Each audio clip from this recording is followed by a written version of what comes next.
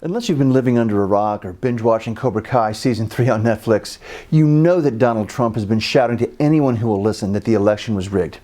Many on the left accuse Donald Trump of lying about this very thing. The fact is, he's not lying at all. And by the end of this short video, I'll bet you $50 you'll agree with me that he's telling the truth.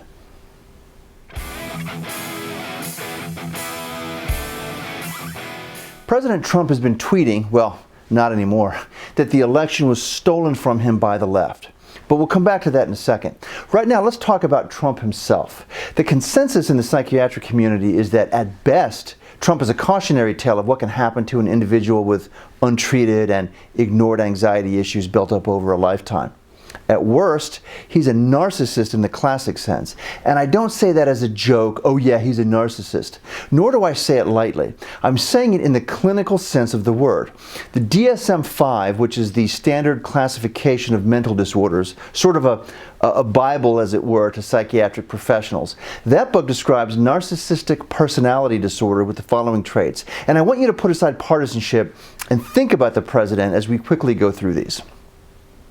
Has an exaggerated sense of self-importance, requires constant excessive admiration, expects to be recognized as superior even without achievements that warrant it, exaggerates achievements and talents, monopolizes conversations and belittles people perceived as inferior, expects special favors and unquestioning compliance, has an inability to recognize the needs and feelings of others.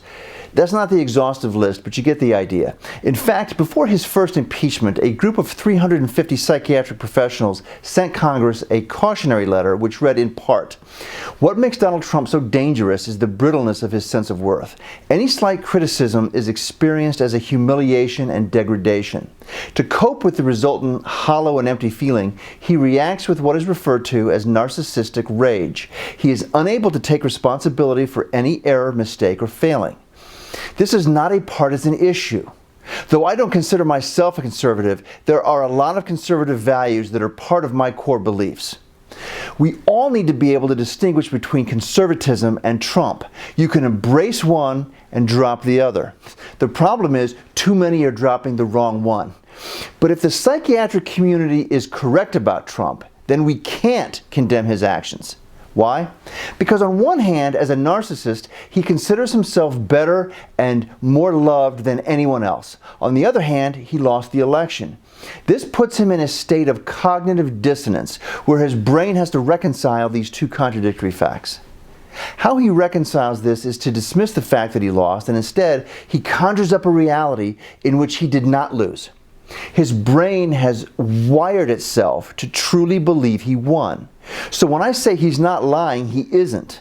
He's delusional in the sense that he's currently unable to differentiate reality from the fiction that's hard-coded in his mind. So he is telling the truth as he sees it.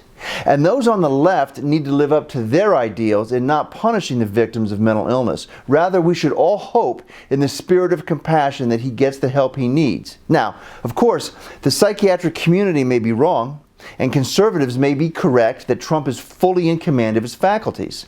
If this is the case, then he has purposefully incited an insurrection against the United States, and he should be held criminally liable. And I don't just mean he's liable for all of the needless deaths by organizing the group and then inciting them to storm the Capitol. More fundamentally, his inability to recognize that he lost has caused him to repeat the big lie that the election was stolen. He has gotten others to believe this, without evidence of course, and they are taking action based on this false belief. Of far greater importance than partisanship to this skeptic is evidence. Truth is what matters, and truth is found in the evidence. And let's be clear here, there is no evidence that Trump won.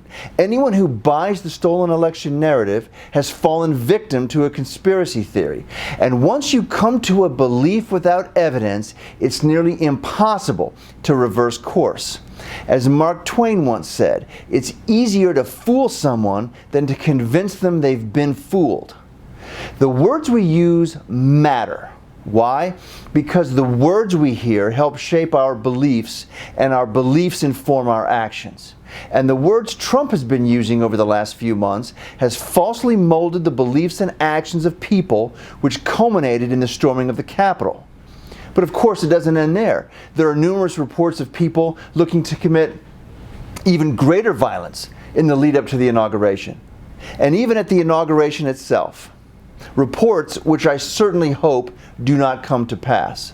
This phenomena is summed up wonderfully by French philosopher Voltaire, who once said, I want to get this right. He said, "He who can make you believe absurdities can make you commit atrocities."